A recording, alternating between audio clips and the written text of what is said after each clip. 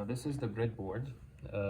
We use this to prototype circuits as fast as possible, and we got, if you see here, we have these two lines, okay, and these two lines, okay. These lines, we call them the power lines. We usually use them for power.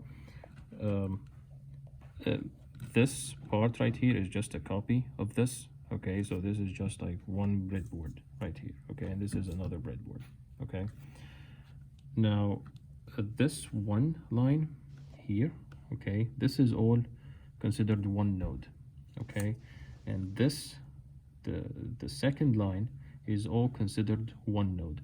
So for example, if I were to connect a resistor, I know that we said that these are power lines, but just for the sake of demonstrating the point, if I were to connect a resistor like this,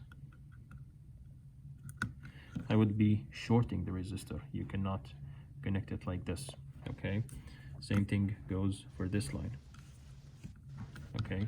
These holes, they are all connected together. Now same thing goes for these lines, okay? So these five holes, they are all considered one point. The adjacent one, they're all considered one point or one node.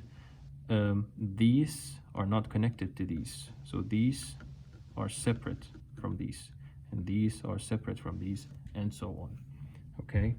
Now if I were to connect the same resistor, if I were to connect it like this, that's not right, okay. We're still shorting the resistor. If I connect it like this, however, that's right. If I connect it like this, that also works. If I connect it like this, whatever, they all work, as long as we don't connect it on the same line. This is not permitted, and this is not permitted.